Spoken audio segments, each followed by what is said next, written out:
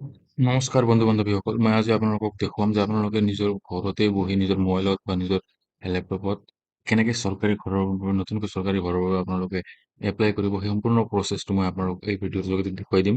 চ' ভিডিঅ'টো ষ্টাৰ্ট কৰোঁ। প্ৰথমতে আপোনালোকে কি কৰিব লাগিব, আপোনালোকে ইয়াতে চাওক, আপোনালোকে গুগল ক্ৰমত PG পৰ্টেল বুলি মাৰি কিনে আপোনালোকে এণ্টাৰ কৰি দিব। PG পৰ্টেল বুলি মাৰি দিয়াৰ লগে লগে চাওক, আপোনালোকৰ ওচৰত এনেকে CP গ্ৰামছ হোম বুলি খোল খাব। এইটো খোল খোৱাৰ লগে লগে আপোনালোকে ইয়াতে চাওক, এই অপশ্যনটোত আপোনালোকে ক্লিক কৰিব। ইয়াতে ক্লিক কৰাৰ পাছত এনেদৰে আপোনালোকৰ ওচৰত এটা স্ক্ৰীন খোল খাব। চ' আপোনালোকে ইয়াতে স্ক্ৰীনটো খোল খোৱাৰ পাছত আপোনালোকে ইয়াতে এই চাইন ইন অপশ্যনটোত যাই কিনে আপোনালোকে ক্লিক কৰিব। চাইন ইন অপশ্যনটোত আপোনালোকে ক্লিক কৰাৰ পাছত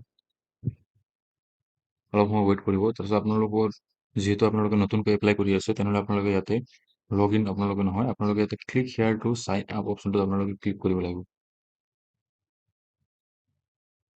চাইন আপ অপশ্যনটোত ক্লিক কৰি দিয়াৰ লগে লগে অলপ সময় লোডিং হ'ব। তাৰপিছত আপোনালোকৰ ওচৰত এনেকৈ ৰেজিষ্ট্ৰেশ্যনৰ কিউআৰটো খোল খাব। চ' আপোনালোকে ৰেজিষ্ট্ৰেশ্যনৰ কিউআৰটো খোল খোৱাৰ লগে লগে আপোনালোকে ইয়াতে চাওক, ইয়াতে আপোনালোকৰ নাম, তাৰপিছত ইয়াতে জেণ্ডাৰ, এড্ৰেছ, চাব লোকেলিটি নিদিলেও চলিব। লোকেলিটি আপোনালোকৰ গাঁৱৰ নাম দিব, কাণ্ট্ৰি, তাৰপিছত আপোনালোকৰ state, district, pin code, mobile number, ইয়াতে মোবাইল নাম্বাৰ দিলে, ইয়াতে ফোন নাম্বাৰ নিদিলেও চলিব। ইমেইল এড্ৰেছটো দিব, যিটো আপোনালোকৰ এক্টিভ ইমেইল আছে সেইটো দিব, কাৰণ ইমেইল এড্ৰেছত আপোনালোকৰ ভেৰিফিকেশ্যন কোড আহিব। চ' ইমেইল এড্ৰেছটো আপোনালোকে এক্টিভ, মানে যিটো আপোনালোকৰ যাতে মেছেজ আহে যোন ইমেইলত, সেই ইমেইলটো দিলে ভাল। যদি আপোনালোকে এক্টিভ ইমেইল এড্ৰেছ নিদিয়ে, তেনেহ'লে আপোনালোকৰ প্ৰচেছটো কমপ্লিট নহ'ব। তাৰপিছত আপোনালোকে এক্স ছাৰ্ভিচমেন, আপোনালোকে এক্স ছাৰ্ভিচমেন নহয় বুলি ইয়াতে ন মাৰি দিব। তাৰপিছত আপোনালোকে ইয়াতে চিকিউৰিটি কোড মাৰি কিনে ছাবমিট কৰিব লাগিব। আপোনালোকে এইটো ছাবমিট কৰি দিয়াৰ লগে লগে আপোনালোকৰ ৰেজিষ্টাৰ ইমেইলত এটা লিংক যাব। সেই লিংকটোত ক্লিক কৰি কিনে আপোনালোকে ৰেজিষ্ট্ৰেশ্যন ভেৰিফিকেশ্যনটো কমপ্লিট কৰি দিব লাগিব। ৰেজিষ্ট্ৰেশ্যন কমপ্লিট হোৱাৰ পিছত সেইটো আপোনালোকৰ মানে লগ ইন আইডি আৰু পাছৱৰ্ডটো জেনেৰেট হৈ যাব। তাৰপিছত আপোনালোকৰ ৰেজিষ্ট্ৰেশ্যন প্ৰচেছটো কমপ্লিট হোৱাৰ লগে লগে আপোনালোকে ইয়াতে registered mobile number, email ID বা ইউজাৰ নেম আপোনালোকে যিটো দিছে সেইটো, আৰু আপোনালোকে পাছৱৰ্ড যিটো দিছে সেইটো পাছৱৰ্ডটো আৰু ইয়াতে চিকিউৰিটি কোডটো মাৰি কিনে আপোনালোকে লগ ইন কৰি ল'ব লাগিব। আৰু যদি আপোনালোকে কিবা কাৰণত যদি আপোনালোকে পাছৱৰ্ডটো পাহৰিছে, তেনেহ'লে আপোনালোকে ইয়াতে মোবাইল নাম্বাৰ আৰু মোবাইল নম্বৰৰ আপোনালোকে OTP দি কিনে ইয়াতে OTP দিও আপোনালোকে লগ ইন কৰিব পাৰে। চাওক, মই পাছৱৰ্ডটো পাহৰি গৈছোঁ, সেইকাৰণে মই মোবাইল নাম্বাৰ আৰু OTP আৰু চিকিউৰিটি ডালি কিনে মই লগ ইন কৰি আছোঁ। লগ ইন অপশ্যনটোত ক্লিক কৰি দিয়াৰ লগে লগে অলপ সময় হোৱাৰ পাছত আপোনালোকৰ ওচৰত এনেকে খোল খাব। খোল খোৱাৰ পাছত আপোনালোকে ইয়াতে তাৰপিছত এইটো পেজটো খোল খোৱাৰ লগে লগে চাওক, আপোনালোকে যদি আগতে ইয়াতে আপোনালোকে কৰিছে, তেনেহ'লে ইয়াতে নাম্বাৰটো দেখাব। যিহেতু কৰা নাই, তো আপোনালোকে কি কৰিব লাগিব, এইটো চাওক, লোডছ পাব্লিক ৰিনিভাৰেঞ্চত আপোনালোকে ইয়াতে ক্লিক কৰি দিব। ইয়াতে ক্লিক কৰি দিয়াৰ লগে লগে এনেকৈ আহিব। এইটো আপোনালোকে কৰিব নালাগে, ইয়াতে এগ্ৰীত ক্লিক কৰি এইটো ছাবমিট কৰি দিয়ক। এগ্ৰীত ক্লিক কৰি ছাবমিট কৰি দিয়াৰ লগে লগে ইয়াতে চাওক, এনেকৈ খোল খাব। খোল খোৱাৰ পিছত আপোনালোকে কি কৰিব, এই মোৰ অপশ্যনটোত আপোনালোকে ক্লিক কৰি দিব। মোৰ অপশ্যনটোত ক্লিক কৰাৰ পাছত আপোনালোকে ইয়াতে বিচাৰিব লাগিব। আপোনালোকে ইয়াতে ৰুৰেলত কাৰত যাব, পি চাওক, আপোনালোকে ৰুৰেল ডেভেলপমেণ্টত আপোনালোকে ক্লিক কৰি দিব।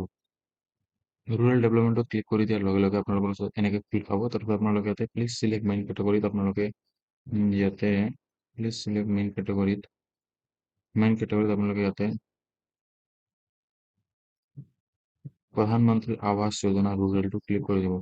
ক্লিক কৰাৰ পাছত নেক্সট লেভেল কেটেগৰীটো দিব। ইয়াতে আপোনালোকে request representation for new house, যদি আপোনালোকে কমপ্লেইন, মানে যদি গ্ৰামীণ আপোনালোকৰ কমপ্লেইন ৰিলেটেড হয়, আপোনালোকে এটা কমপ্লেইনটো কৰিব লাগিব। কিবা ছাজেশ্যন যদি আপোনালোকে দিব বিচাৰে চৰকাৰক, ছাজেশ্যন দিব লাগিব। লোন ছাবচিডিৰ বিষয়ে যদি হয়, আপোনালোকে ইয়াতে ক্লিক কৰিব লাগিব।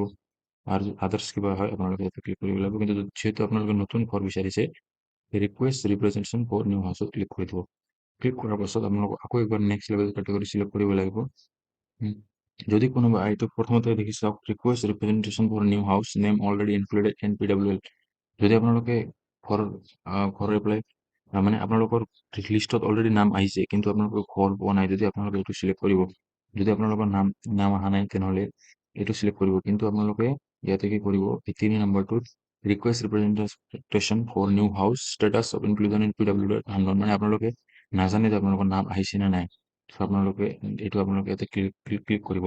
আৰু যদি কোনোবাৰ যদি মানে আপোনালোকৰ অফিচিয়েল যিটো মানে VCDC হওক বা গাঁও পঞ্চায়তৰ ফালৰ পৰা যদি আপোনালোকৰ ঘৰত সিহঁতে নেগলিজেঞ্চি কৰি আছে বা আপোনালোকক যদি দিব বিচৰা নাই, তেনেহ'লে আপোনালোকে ইয়াতে ক্লিক কৰি এইটো কমপ্লেইন হিচাপত দিব পাৰে।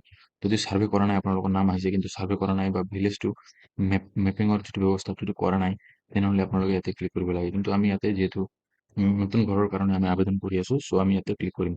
ইয়াতে ক্লিক কৰাৰ পাছত চাওক,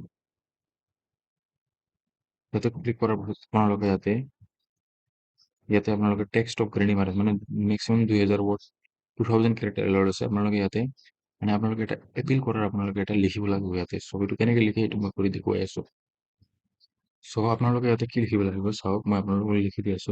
আপোনালোকে লিখিব আপোনালোকে মোৰ লগতে লিখি যাওক, আই am a member of a very পুৰ family, comma, but I have মই এইটো লিখি কিনে আপোনালোকক কমপ্লিট কৰি কিনে মই আপোনালোকক দেখাই আছো, কাৰণ যদি মই এইটো এটা এটা কৰি লিখো ভিডিঅ'টো বহুত লম্বা হৈ যাব। চ' চাওক, আপোনালোকে ইয়াতে কি লিখিব লাগিব, I am a member of a very poor family. মই এটা মানে গৰীব ঘৰৰ এজন মানুহ, but I have not yet received the government house. মানে মই এতিয়ালৈকে ঘৰৰ পৰা ঘৰৰ যিটো সুবিধা, গভৰ্ণমেণ্ট ঘৰৰ সুবিধা এতিয়ালৈকে পোৱা নাই চৰকাৰে দিয়া। And I am eligible to, মই মানে চৰকাৰী ঘৰ লোৱাৰ বাবে যোগ্যতাও মোৰ আছে। So' please provide me with a house, I have provided all my document. এনেকে লিখি কিনে আপোনালোকে ইয়াতে নাম, ভিলেজ, VCDC, ডিষ্ট্ৰিক্ট, ষ্টেট, মানে সকলোবিলাক তথ্য আপোনালোকে ইয়াতে দিব লাগিব। তথ্যটো দিয়াৰ পিছত আপোনালোকে ইয়াতে চাওক, এটাচ ৰিলেভেণ্ট ছাপৰ্টিং ডকুমেণ্টছ। আপোনালোকে PDF ফাইল বনাই ল'ব লাগিব, এটা আধাৰ কাৰ্ড, বেংক পাছবুক, তাৰপিছত আপোনালোকৰ জব কাৰ্ড, সকলোবিলাক লৈ আপোনালোকে এটা PDF বনাই ইয়াতে PDF টো আপোনালোকে ইয়াতে এটাচ কৰি দিব। आपका जब भी ये लिखना कंप्लीट हो जाए, उसके बाद आप लोगों को इधर में 4 MB से ज़्यादा नहीं होना चाहिए। आपको अटैच करना है सपोर्टिंग डॉक्यूमेंट्स, जो स्पेल करके न्यू हाउस। मैंने यहाँ पर न्यू हाउस अपील PDF ऐसा करके सेव कर किया था, सो इधर में ऐसा आ रहा है। अटैच करने के बाद उसको अटैच कर देना है। अटैच करने के बाद file attach successfully, size 62 KB। उसके बाद आप लोगों को इधर में क्या क्या देना है, आधार कार्ड देना है, आपका बैंक पासबुक देना है, उसके बाद आपका जॉब कार्ड मनरेगा का है तो वो देना है, उसके बाद आपका PMI ID का आपके पास कुछ रिसिप्ट जो कुछ भी है तो वो आपको देना है। देने के बाद आपको इधर में नेक्स्ट कर देना है।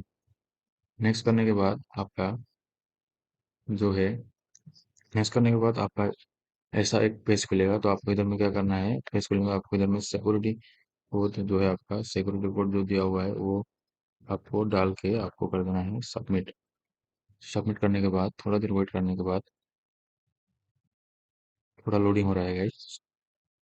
थोड़ा लोडिंग होने के बाद सबमिट कर देने के बाद आप लोगों का उसमें ऐसा आ जाएगा कि your current emergency is register successfully, registration number এইটো এনেকা লিখা আপোনালোকৰ ওচৰত আহি যাব, your grievance is registered successfully and registration number এইটো please note your grievance registration number for future event. এইটো আপোনালোকে কি কৰিব, এইটো কপি কৰি কিনে আপোনালোকে ৰাখিব। তাৰপিছত আপোনালোকে ইয়াতে ক্লিক কৰি দিব। ইয়াতে ক্লিক কৰাৰ লগে লগে চাওক, আপুনি ইয়াতে একবাৰ ৰিফ্ৰেছ কৰি দিব। ৰিফ্ৰেছ কৰিলে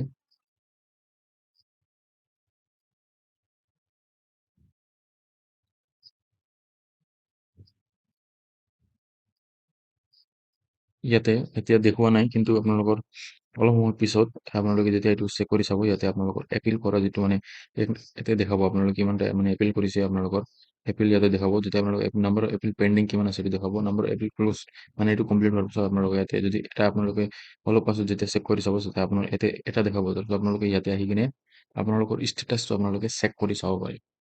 আৰু যদি আপোনালোকে কি কি ডকুমেণ্টছ লাগে সেইটো যদি আপোনালোকে চাব বিচাৰিছে, তেনেহ'লে আপোনালোকে কি কৰিব, আপোনালোকে মাই স্কিম বুলি মাৰি দিব। মাই স্কিম বুলি মাৰি দিয়াৰ লগে লগে আপোনালোকৰ ওচৰত এনেকে my scheme.gov.in খোল খাব। খোল খোৱাৰ পিছত আপোনালোকে কি কৰিব, অলপ সময় এনেকুৱা এটা পেজ খোল খাব। ইয়াতে আপোনালোকে কি কৰিব, ইয়াতে তলত যাই কিনে এই হাউজিং এণ্ড শ্বেল্টাৰ অপশ্যনটোত আপোনালোকে ক্লিক কৰি দিব। হাউজিং এণ্ড শ্বেল্টাৰ অপশ্যনটোত আপোনালোকে ক্লিক কৰি দিয়াৰ লগে লগে ইয়াতে তলত আপোনালোকৰ প্ৰধানমন্ত্ৰী আৱাস যোজনা গ্ৰামীণ বুলি লিখা থাকিব।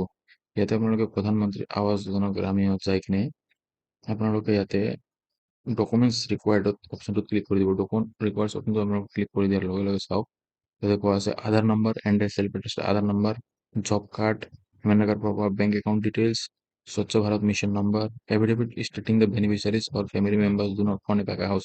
মানে আপোনালোকৰ ঘৰত পাক্কা ঘৰ নাই বুলি আপোনালোকে এটা এফিডেভিট হিচাপত আপোনালোকে এইটো দিব লাগিব। চ' এইবিলাক সকলোবিলাক কমপ্লিট প্ৰচেছ আপোনালোকে কমপ্লিট কৰিলে আপোনালোকৰ ঘৰটো, নতুন চৰকাৰী ঘৰ আপোনালোকে পাই যাব।